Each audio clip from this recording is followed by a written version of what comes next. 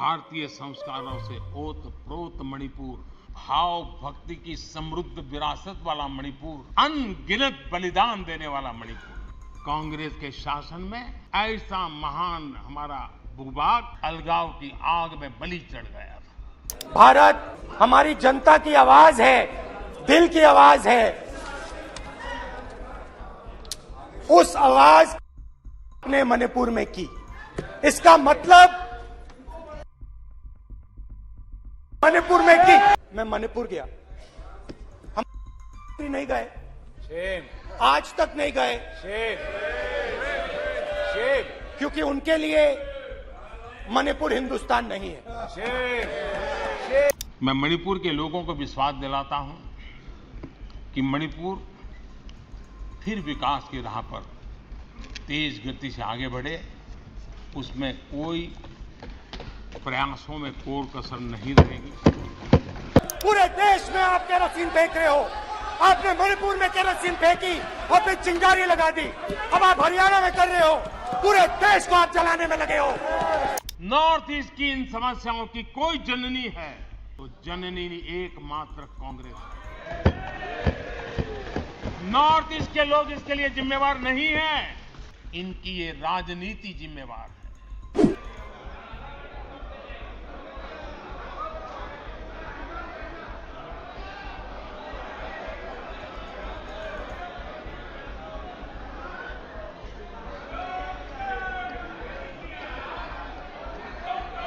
आदरणीय लोकतंत्र में जिनका भरोसा नहीं होता है वो सुनाने के लिए तो तैयार होते हैं, लेकिन सुनने का धैर्य नहीं होता है।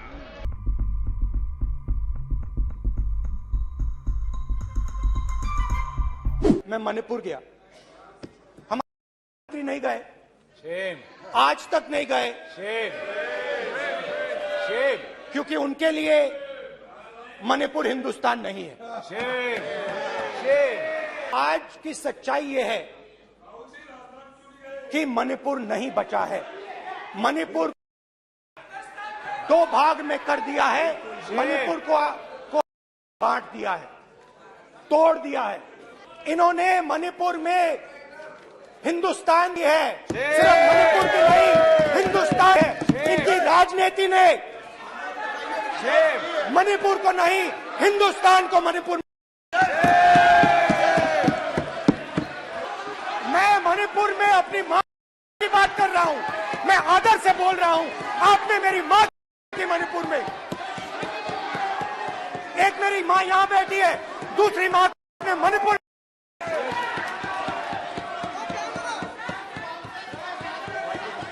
और हर रोज जब तक हिंसा को बंद नहीं करोगे तब तक आप मेरी मां कर रहे हो।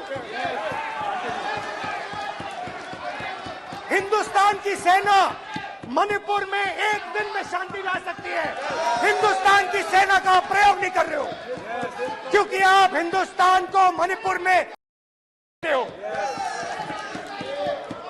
रावण दो लोगों की सुनता था, मेघनाथ और कुंभकर्ण। वैसे ही नरेंद्र मोदी दो लोगों की सुनते हैं, अमित शाह और अडानी। पूरे देश में आप केरोसिन फेंक रहे हो। आपने मणिपुर में केरोसिन फेंकी और फिर चिंगारी लगा दी। अब आप हरियाणा में कर रहे हो। पूरे देश को आप जलाने में लगे हो। मैं मणिपुर के लोगों से भी आग्रहपूर्वक कहना चाहता हूं, वहां की माताओं, बहनों, बेटियों से कहना चाहता हूं, देश आपके साथ है। ये सदन आपके साथ है। हम सब मिलकर के, कोई यहां हो या ना हो, हम सब मिलकर के इस चुनौती का समाधान निकालेंगे। वहां फिर से शांति की स्थापना होगी। मैं मणिपुर के लोगों को विश्वास दिलाता हूं कि मणिपुर फिर विकास की राह पर तेज गति से आगे बढ़े, उसमें कोई प्रयासों में कोर कसर नहीं रहेगी। जब मणिपुर में मंदिर की घंटी शाम को 4 बजे बंद हो जाती थी, ताले लग जाते थे, पूजा अर्चन करना बड़ा मुश्किल हो जाता था, सेना का पहरा लगाना पड़ता था, तब मणिपुर में सरकार किसकी थी? जब इम्फाल के इस्कॉन मंदिर पे बम फेंककर श्रद्धालुओं की जान ले ली गई थी, तब मणिपुर में सरकार किसकी थी?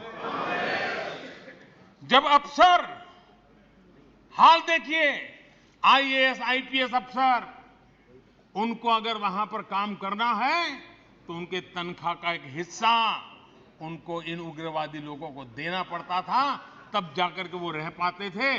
तब सरकार किसकी थी? जितना ज्यादा हम राजनीति को दूर रखेंगे उतनी शांति निकट आएगी। ये मैं देशवासियों को विश्वास दिलाना चाहता हूं। इस देश में मणिपुर से भी गंभीर समस्याएं पहले भी आई, लेकिन हमने मिलकर के रास्ते निकाले हैं। आओ मिलकर के चलें, मणिपुर के लोगों को विश्वास देकर के चलें। राजनीति के खेल करने के लिए मणिपुर की भूमि का कम से कम दुरुपयोग न करें।